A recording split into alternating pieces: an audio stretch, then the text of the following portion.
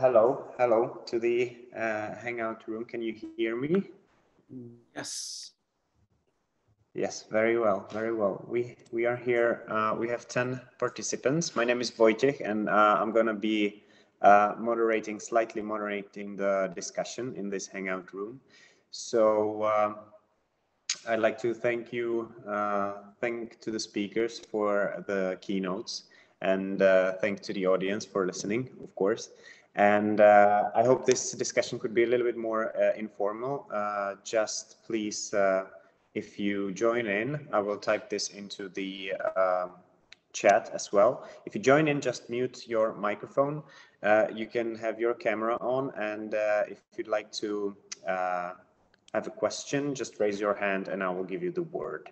So very simple rules, and just like this, we can start. So we're ready for the first question. Let's see if some more people have tuned in.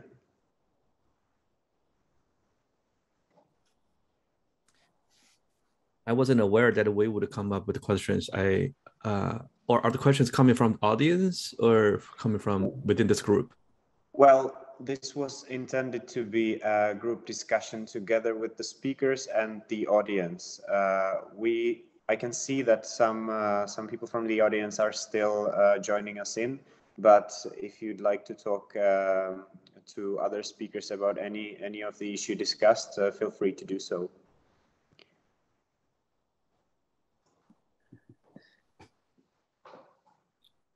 Well, maybe we should introduce ourselves. Right. I don't know if yeah, sure, but I'm sorry. I'm sorry, but I think actually everyone who is here have followed the lectures, so we kind of yes, we can go through the short brief introduction. Why not? But I think most of us already know and are aware about the discussed topics. Okay, yeah, leave that to you. You're the moderator. Yeah, we'll follow you. Yeah, sorry, we're just this is a little bit new concept for us as well, because of course this intended to be a physical conference, but never mind. Mm-hmm. Is the audience watching this? Yes, they should be. We can see the list of participants. It's constantly changing, you know. We have 10 to 7 participants and people are still tuning in. And now the workshops are starting. So I think people are migrating a little bit between this Hangout and the workshops. So there might be an issue that a couple of people are jumping into the discussion. Well, I guess I have something I can bring up. Sure. For Tao. So, you know, you're working with landscapes, urban landscapes like the Chicago River, that you know, extremely polluted, you know, brownfield, and you're developing restoring that for access and other uses. You know, so from my presentation, my interest is the restoration and adding the idea that this infrastructure, this new restored ecological infrastructure, that it's also maybe productive ecological infrastructure that that could be edible. And I know there's that issue of toxicity, but it's I'm just curious your response to that. Great. Yeah, I would love to see a productive landscape in a densely settled urban public realm. But unfortunately, Chicago Riverwalk is still not edible. And we did work with the University of Michigan, a team of graduate students, as well as IIT, Illinois Institute of Technology. And the second one was through Landscape Architecture Foundation's case study research to monitor the environmental performances, as well as water quality, soil quality, biodiversity. And in the public perception, the waterfront is such, radically, significantly improved. But if you look at the data, the water, especially the sediments, over probably 100 years, there's still a lot of pollutants. I don't think the fish is safe to consume, or vegetables, unless they raise the planters on the bank. But that would be a challenge to introduce in such heavy foot traffic, really active, busy urban public realm. I mean, ideally it would be great, but at different contexts, sure. And in a matter of fact, many of Sasaki's projects focus on food production, productive landscape, and use that as a vehicle to connect the communities and to educate the public to be more aware of where food comes from, how food is produced, and their impacts on the environment. And productive landscape can be attractive, socially desirable, and aesthetics as well. Thank you.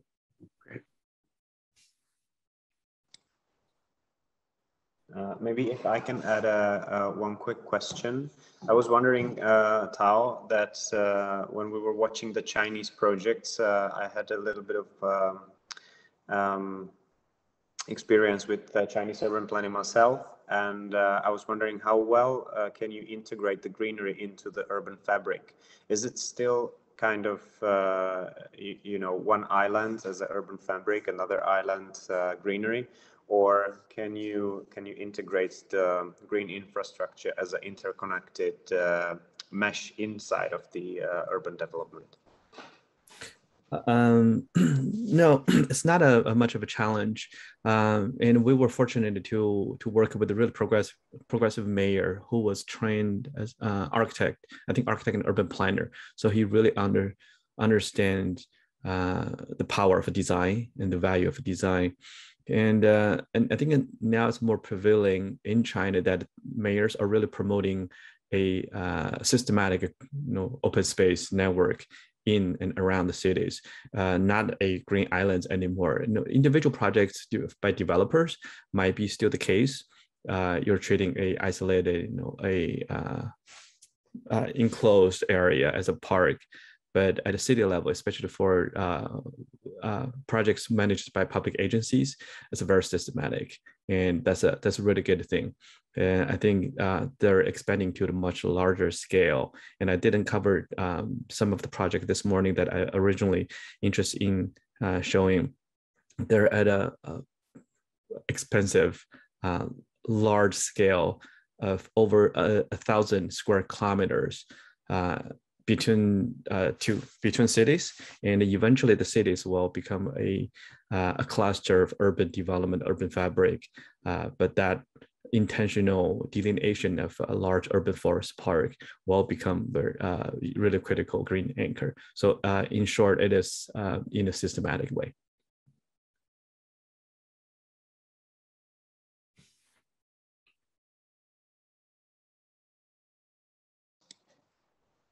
And maybe I just would like to really quickly welcome other speakers, Helen Marriage and David Cloen. If you are you with us? Yes, I am. Yes. Sorry, I had a small stop before I could enter. Sorry. Perfect. Thank you. Thank you. So as I don't know if you caught us since the beginning, this should be very open discussion, for everyone. Maybe people are still tuning in because they are dividing into other workshops. But if you or the other speakers have any kind of questions, you can just freely ask. I'm supposed to moderate this, but I don't want to do it that much. Feel free to just chat whenever you are interested.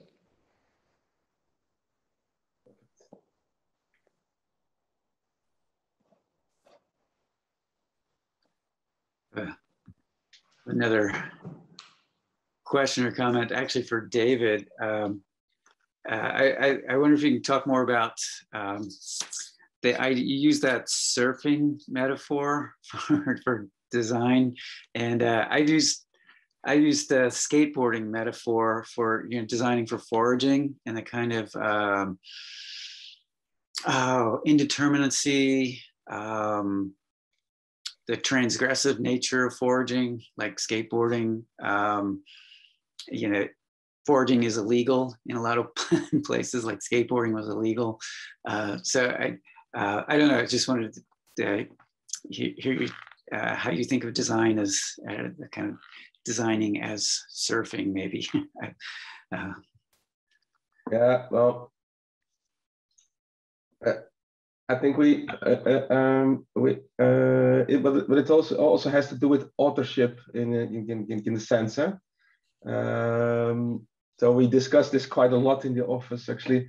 There's a totally different example, but in the beginning, in the early days of the office, we did a big project in Melbourne, Federation Square. Get together with the lab architects from London, which is kind of a new cultural hub, a new center for Melbourne, which was very much hated in the beginning, but after a while people started to adapt it and it really became a city center.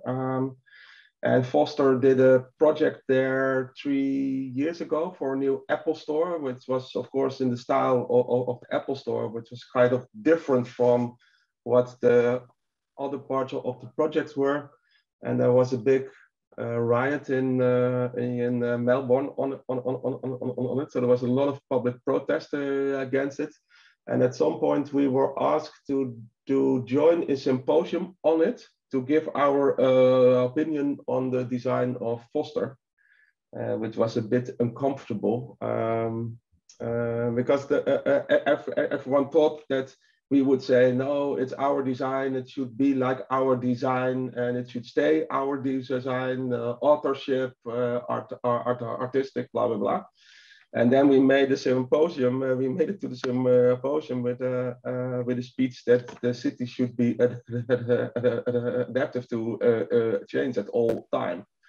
And especially in the public realm or landscape, parks, etc., things will change because society is changing. And even I would say that society is changing faster than we can manage just as landscape architects, and which is both good and bad. Huh? So I think it's also good that we do things that progresses the time of or survives the get a limited time of lifestyle. Huh? But I always have the feeling that but it's also like classical music and jazz players. Huh? So one tries to interpret the music as best as he can and studies on Mozart and Bach for years. To understand the music and play it the best as it's supposed to be and discuss that, and the other one just plays along with a group of friends, and things change and they adapt to it.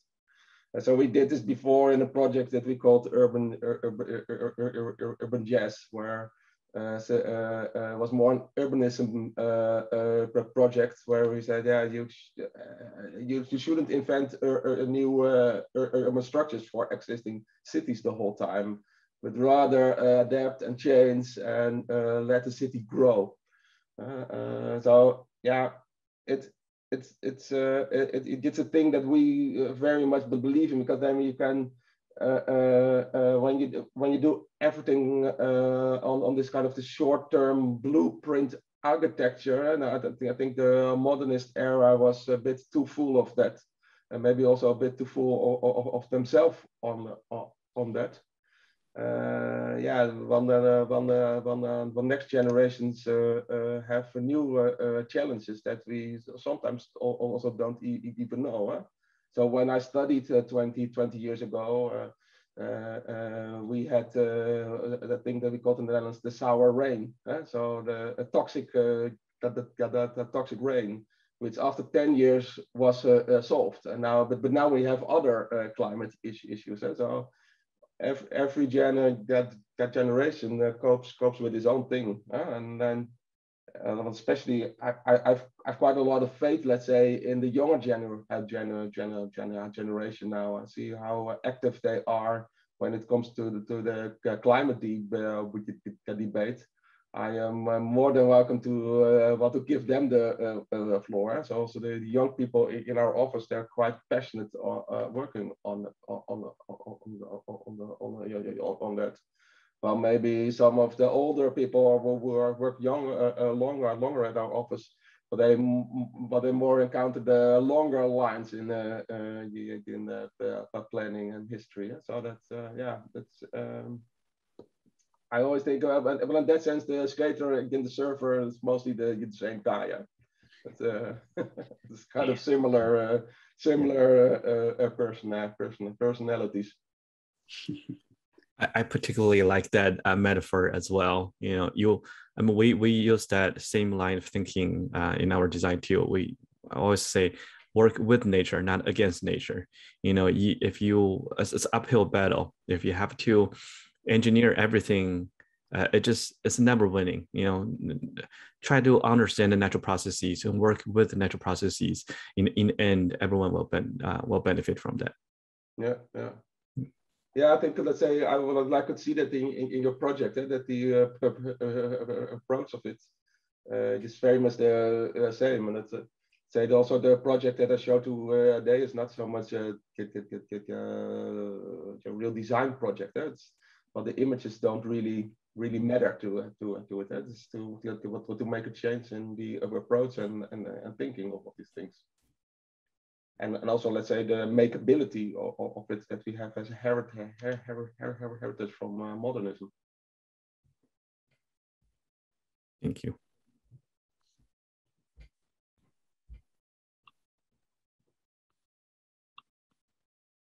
I could maybe add one more question. This is a kind of an open question for all of you. And it's about the context of Central Europe. I'm not sure if every one of you has worked in Central Europe, but David, I believe your office had some of the projects in Russia. Of course, it's a slightly different context, but there is something which Matthew mentioned, and it's the collectivization and the ownership of the land. Currently, it's still very fragmented, the ownership of the land. And I think all of you are working with kind of a huge landscape projects, and it could be very challenging to even find the owners because it has been a couple of generations, and we sometimes we struggle to actually, after the collectivization, to give back the land to the people. So I wonder if you have came across in your projects to this particular issue of too fragmented landscapes and involving in with many stakeholders, let's say. Yeah, well, I think that happens in almost all of the countries. Well, in the Netherlands, it's not that different, actually. But it depends a lot on what the political system is actually, and how you can deal with this. And in a foreign country, that's always quite difficult, because you don't know the culture from heart. You don't know the political system from art. So we always work with local, with a local team, actually. And so we never work with out the local team in these countries, and we invest, let's say, in a long-term relationship in these places. Nevertheless, this is super challenging, and let's say, especially doing bigger scale projects, so regional planning. It's it takes a long time to convince and telling story. So keep on telling the narrative of what you're trying to do to keep people involved in it. And When I started my studies as a landscape architect, I had a lecture in the University of Michel de Vigne, who started saying, yeah, we as landscape architects, we are stupid optimists. So we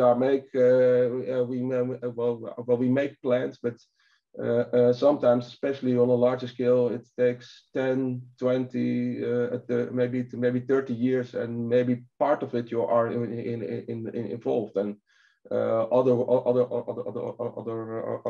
work is done by others. Yeah? So I think also Michal Schwarz-Rodian was in one of the lectures in this series. I think he is already working for 25 or 30 years on the Ruhrgebiet.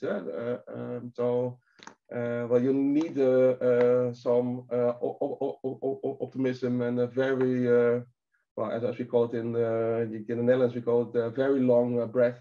With a long time to encounter these things. So it's but you in the meantime you can do smaller things mostly. Yeah? So you can adapt in smaller design projects already these issues that you want to address on a larger scale. And I think we are, let's say, I'm quite happy in the Netherlands that often. We have quite a layered political system where you also, for instance, have an organization called the water boards. So the Dutch landscape is totally built out of water and the organization of water. And this is actually the oldest political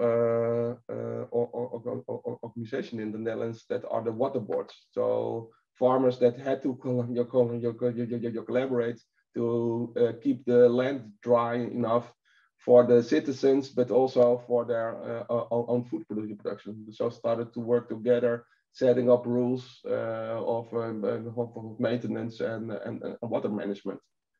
So in that sense, in Netherlands we have a long tradition with it, but still it's hard to convince people. As I was saying also in the discussion, it's the transition to something new is often quite hard to achieve in the political debate.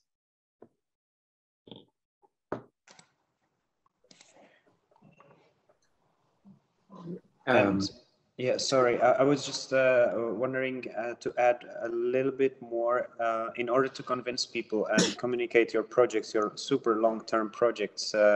Do you gentlemen use something like a prototype, phase 0, which demonstrates the intentions of the projects in some small scale, but people can see it, touch it, they can understand the project. It's not just a picture on the paper. If this is commonly used in your projects?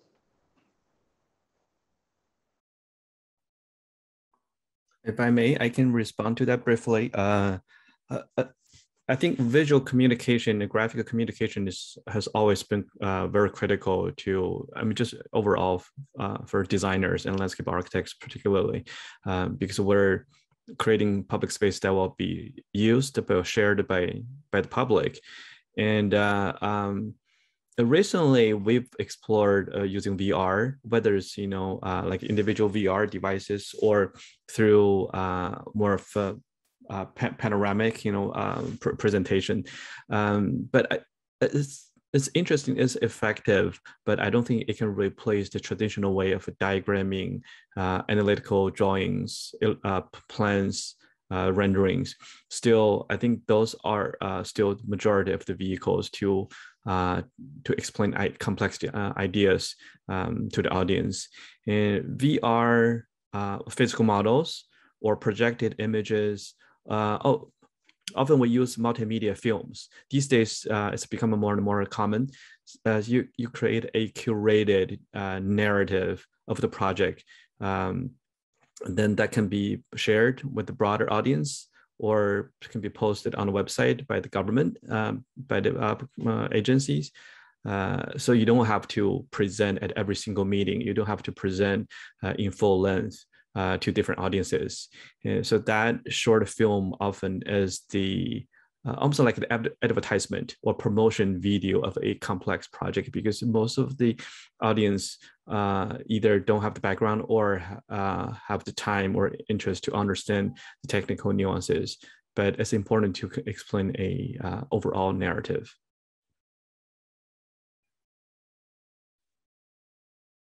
Yeah, well, I think that's really true. So that we have a big big tool set like now. You're saying it's big tool set of what we can do. But that's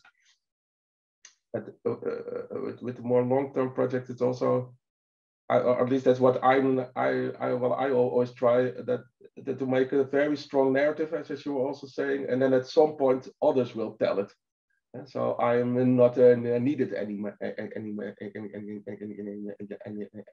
anymore, which is sometimes a very comfortable feeling, actually.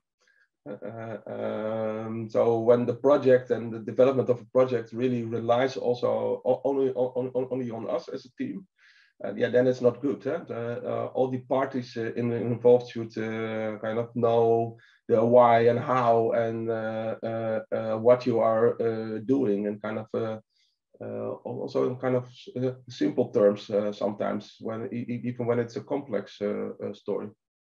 And what we often do for smaller projects, so let's say on the scale of the public space, public realm, square, parks, and that we built one-on-one prototypes, not so much to show how the park is going to be, but mostly what it could be. So we did a temporary square last summer in Norway, which we won a competition, but due to COVID, nothing could be built yet, so that is extended also because of a financial problem.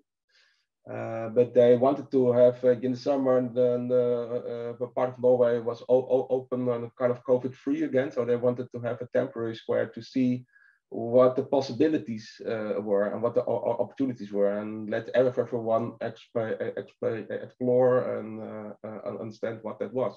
So we built a temporary square out of fishing crates and just the materials that you have in the fisherman's city. And then suddenly, instead of an infrastructure space, everyone came together there, and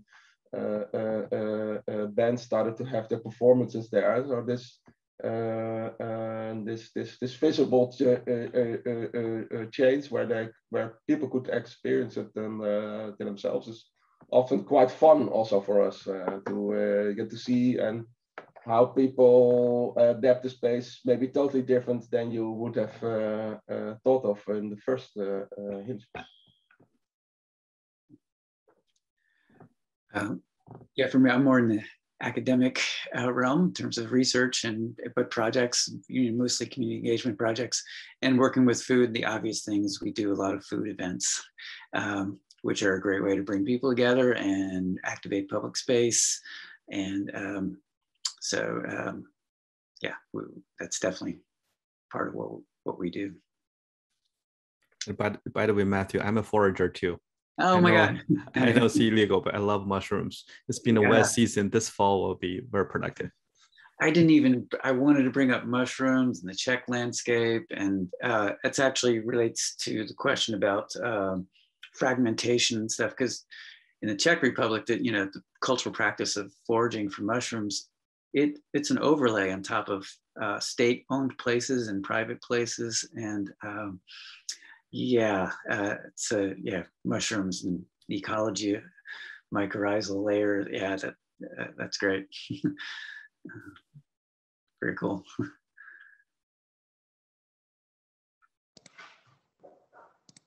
So, but Matthew, I can see from your surroundings that you are a bit in a cabin in the woods. Yeah, I live outside Syracuse. Yeah, and this is yes, I do. Yeah, I live by a waterfall, and it's a great location. Yeah, so Syracuse is a medium-sized city. It's like 200,000 people, of 400,000 in the metropolitan area, and it's immersed in really interesting, diverse landscapes, Finger Lakes, Great Lakes, not far, Adirondacks. So we're blessed with a lot of water, actually. So A lot of snow. a lot of snow, yes. Water in the form of snow. Yeah. Which in terms of climate change is going to be interesting what happens here. People talk about this as being a climate place that's going to be receiving climate migrants. So we'll see.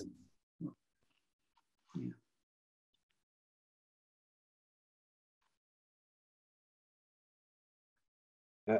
Just to add a little bit the specifics of the location you are calling from. So Matthew is calling us from Syracuse. Tao, you are where Boston. are you currently sitting? Austin. Boston. Yeah. Boston. Sorry, Boston. And David, I believe you are somewhere in the Netherlands, right? Amsterdam. Yeah. Yeah. Amsterdam. Yeah. I've seen your very cool office with it's like a former warehouse or something. Yeah, it is. Yeah, but that's in Hilversum. That's a city close to Amsterdam. Well, everything is close in the Netherlands, so we are only a tiny country.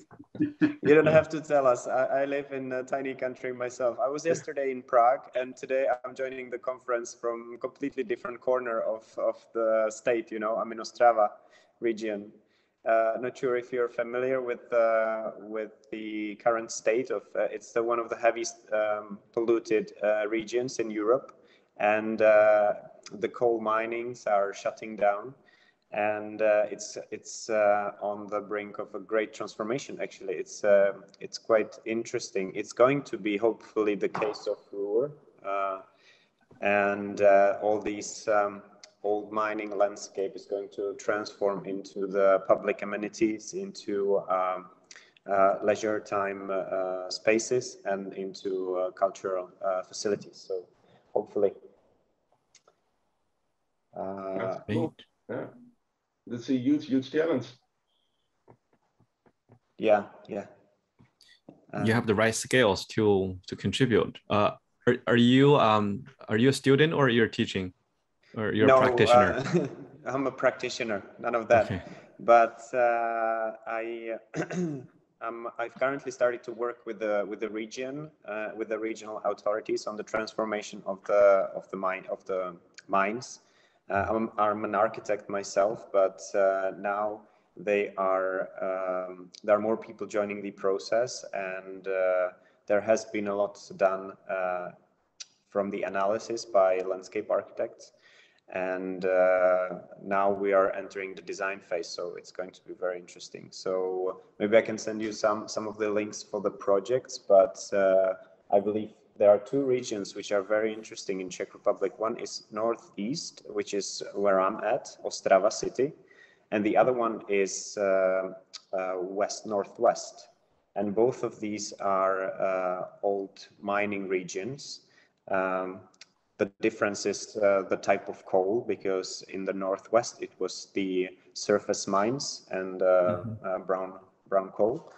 And this region is older, and it was the deeper mining, the shaft mining. And so both of these regions have a little bit different approach. And there has been, if you know the company, there has been a huge international competition on transformation of a giant lake called Milada in the northwest Czech. It was won by a Swedish team. I dropped the name now, but there are now a big projects also connected to the Green Deal funding, and this funding should preliminary go to the disadvantaged regions such as the northwest Czech and northeast Czech. So this is what's happening currently in our country, just to give a little context. Sounds exciting. Yeah, I guess I've heard this term now. We're familiar here in the United States, the Green New Deal, and we've done studio on that. But I hear that term being used in the European context. Green Deal funding. Could you just give me a little information or background on that? And is it related to the Green New Deal concept in the United States?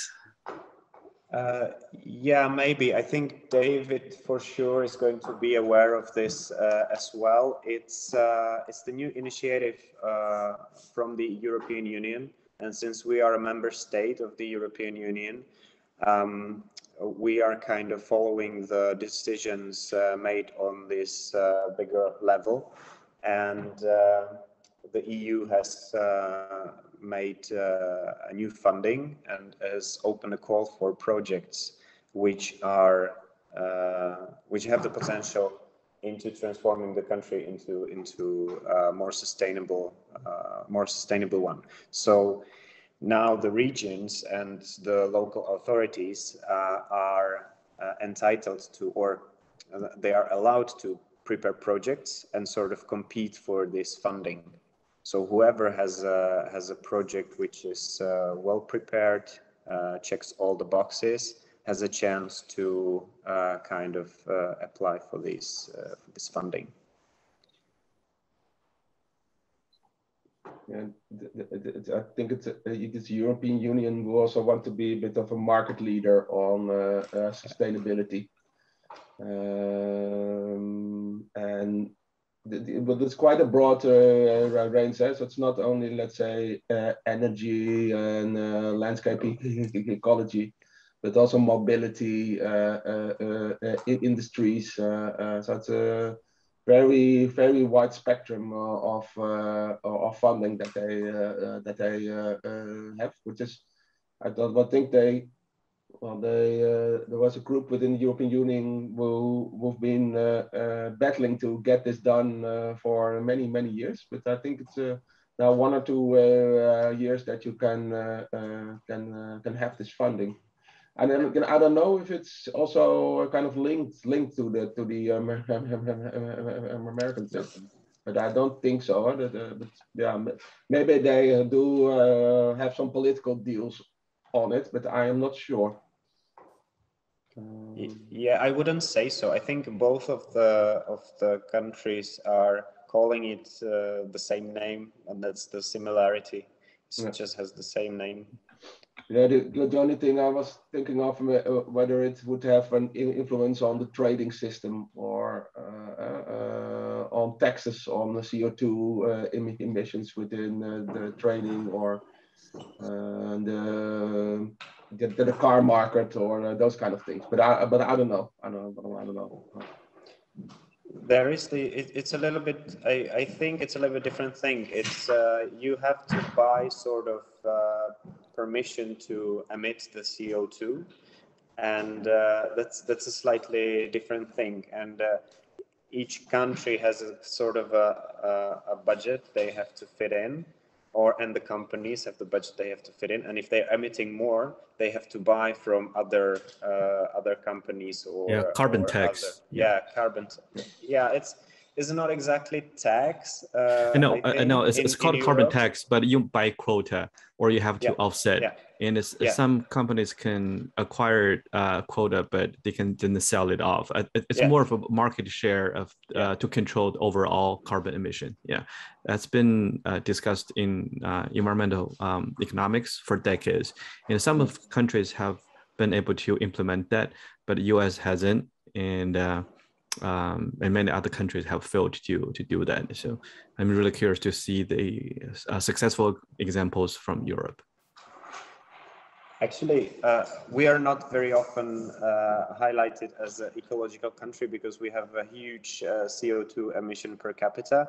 But what has been good in our country is that we kind of won a lot of the CO2 tax for free because our heavy industry collapsed in the 90s.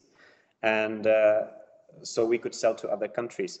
And for the money which we gained from this, we actually invested into energy efficiency, into old housing system.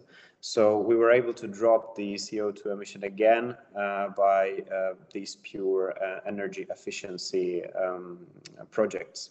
And now, if you are building in Czech, according to the standard building code, you're pretty much LEED LEED bronze, you know, LEED silver. So you don't have to put a lot of effort into make energy efficient building. You kind of have to, because it's in the law. And even in this situation, people are still investing slightly more in order to go to passive standards and very energy efficiency buildings. So this has happened into energy sector. I hope this similar thing could happen in let's say landscape architecture and other fields, but let's see. I think Matthew is leaving us now. Huh? Yeah. Thank you, Matthew. Yeah, good to see you all. Okay. Good to see you. Thank you, Matthew. Take care. Bye-bye. Yeah. Bye. Okay. Yes, it's about time, right? Yeah, I need to jump off. Yeah. Well, we should round up the discussion. I'm really sorry that there hasn't been more people joining us in the discussion. It's still very fresh, these online things, even for the IPR who is hosting.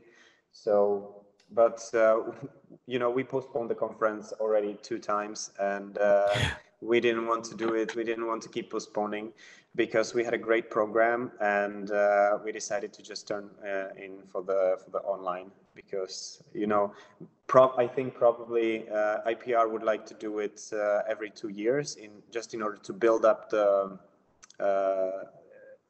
you know, the importance of the landscape architect profession in Czech. It's still a little bit, you know, our colleagues are still a little bit in the shadow of the, you know, of the architects. So this was supposed to be the platform to give them the word, to put a little bit more significance. So hopefully we've done that. We helped a little bit, and thank you, gentlemen, for joining us and for having the keynotes. It was really appreciated, and I hope we will see you at some occasion.